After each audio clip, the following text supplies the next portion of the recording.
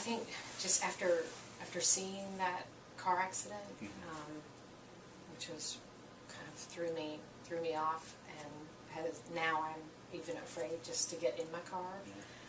I'm certainly terrified to get in a car with somebody else. And I mean, I drive to work because I have to, and it's not too far from my house, but it is a very stressful experience for me just to drive to just work. very uncomfortable, I imagine.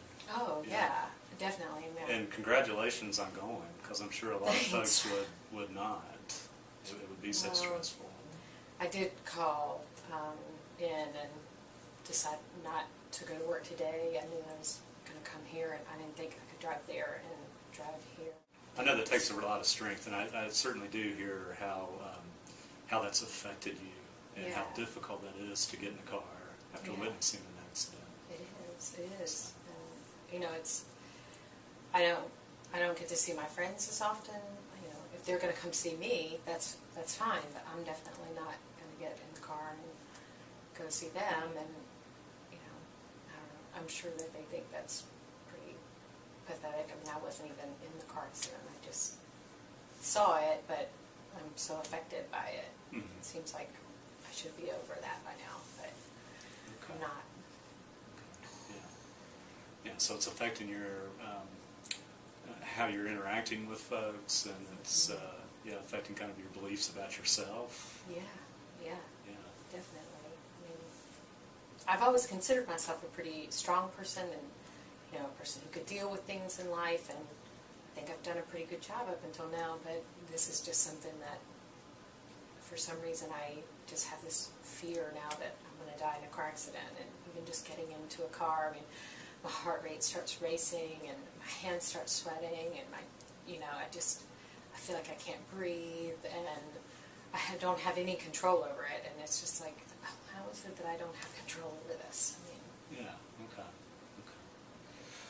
So if I can summarize a little bit, is you've talked a lot about the anxiety you're feeling after witnessing the car accident, and just feeling very unsure about yourself now, a lack of self-confidence that you once had. And that this is causing you to have thoughts about yourself, like, what's wrong with me? Why can't I do this? There was a lot of shoulds coming up. I mean, I really think that I should be able to get on with my life. Yeah. And so there's probably an underlying, what's wrong with me? Yes. There is something wrong with me. Yes, clearly. That's how I feel. Yes. So you've got that, and it's affecting the fact that you don't want to be driving. No. You don't want to ride in a car with others. Fantastic that you made it here, that you're still getting to work. I realize you called in sick today, but you made it here. So you've obviously got a lot of strength, and we want to play on that. Thank you. Because I know how hard that is, particularly when you're talking about the symptoms of the racing heart and the cold, clammy hands and all that stuff that comes along. I've been jotting some notes and stuff, and it seems like that's, does that seem like we've captured this?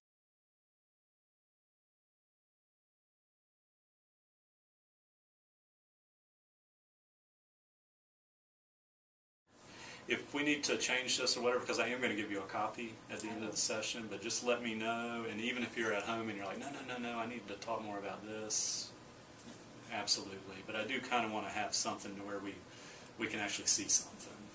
Okay. Well, one thing that's not on there is that my family live a couple hours away, and I normally drive. I can't catch a flight, and I'm not sure I'm going to be able to go home for the holidays, and it's not like I can really tell I'm afraid to drive. And that's kind of the big reason. Oh, absolutely, definitely. I need to work on this. Okay. If we seem to kind of understand the issues, one thing that can be helpful for folks is if I can just get some idea of where you'd like to be, where you'd like to see kind of the end of counseling for you. Yeah. And so if you could kind of imagine maybe 3 months down the road, and it might be shorter than that, but 3 months down the road and you're feeling much better, more self-assured. What would you like to be feeling, thinking, I think I would like to have some control over my reactions and feel more confident in my ability to get through this, and feel more comfortable driving, and that I'd be able to go and do and see friends and not be so paralyzed by this fear. I think I would just feel better about myself, and I would feel like, I'm still a strong person. I can handle this. Okay. So feeling much more confident, Yeah. much more comfortable, and just doing the everyday things that you were used to. Yeah. Yeah. And with this confidence and so forth, you'd be saying to yourself, hey, I am strong. Yeah. I can overcome traumatic events such as this that affect a lot of folks. That I can handle this, I can work through it, and then that's going to affect how you behave. You're going to be able to get out and ride with friends. And then clearly a big thing is being able to get to your parents. Yeah. Yeah. That's the big thing, because that is coming up in a couple of months. Okay. So. Okay. Does this seem like we've got the confidence, I can handle it, Yeah. getting to the friends, and then maybe there might still be some physiological reactions, but maybe not quite as severe. Something more manageable. More manageable, not as bothersome.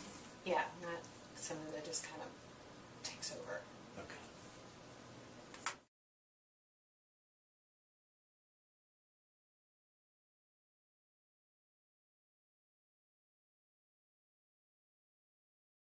So it seems like we've kind of got an idea of the issues, and then also where you want to be, Yeah. and where we'll kind of have a benchmark for where we know when counseling's being effective or effective for you.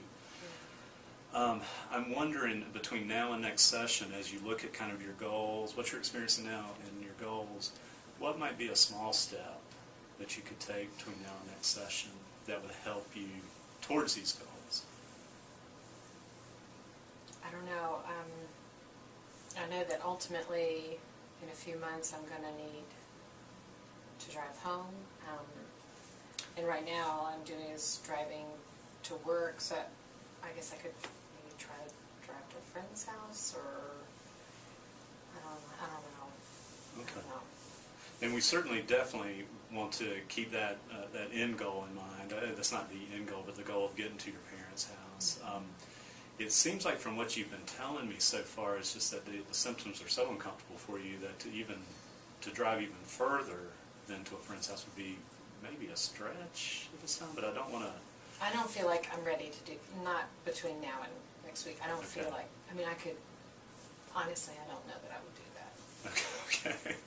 Okay. But I appreciate your willingness to. I can tell you're motivated. And I can tell you want to feel better. So I appreciate that. What might be helpful then is maybe look at some coping mechanisms, something that you could practice. Yes. And there are some breathing techniques and some maybe mindfulness-based techniques, very simple, that I could teach you, and that if you'd be willing to try those every day for the next over the course of the next week, and we're talking about something that's probably going to take less than 10 minutes a day.